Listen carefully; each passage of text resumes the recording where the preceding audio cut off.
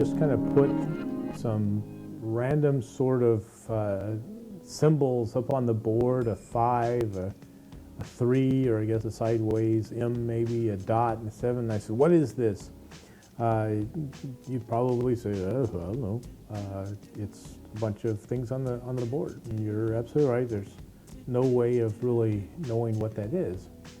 But if I put them in a certain order, in a certain orientation, 0.357, you're no longer thinking that it's a bunch of prime numbers, but now you're seeing it's a number less than 1, greater than 1/3. Somebody from the back of the class might say, 357 Magnum.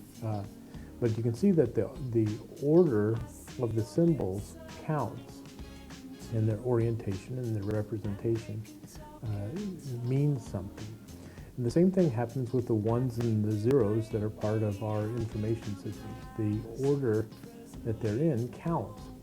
And once we start putting some context or some information about the data itself, that random order of 1s and 0s can become a picture, a video, an iTunes song, or a Word document. So the order of the 1s and 0s, or in this case, the order of the 3, 5, and the 7, and the period matter. But now if I tell you that this 0.357, this 0.357 is a batting average, well, now you've got a little context. And in fact, what we know is that information is actually data plus context, and that helps us understand a little bit about what we're seeing. So if I tell you that the batting average is actually the number of hits divided by the number of at-bats, and we could go on and on and on about what counts as a hit and that sort of thing.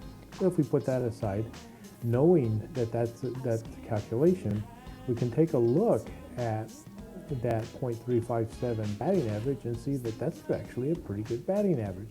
That means slightly over a third of the time you come up to the bat, you get on base or you get hit, and that's a good thing.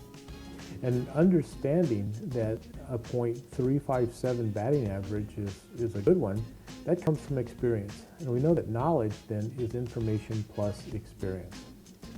Now, if you put yourself in the position of the owner of a baseball team and you have a decision to make, you have a chance to hire a batter with a 0.357 batting average. He wants a 5-year contract and he's 34 years old. And your question is, do you want to pay this guy millions of dollars for a 5-year contract given all of these constraints? Well, probably not. Just because last year he hit 357 doesn't mean during the 5-year contract he's going to. And that gets us kind of to the end where we start talking about wisdom is actually that combination of knowledge plus judgment. In information systems, we concentrate on data and information and knowledge, but we have a hard time about creating wisdom. The top part of this pyramid is what makes you valuable to your organization. So we're building information systems to collect data, to turn it into information, but it's your experience and your judgment that actually makes you valuable to your company. And that's why we start worrying about things like outsourcing or the baby boomer retirement problem and what information systems can do to help solve these problems.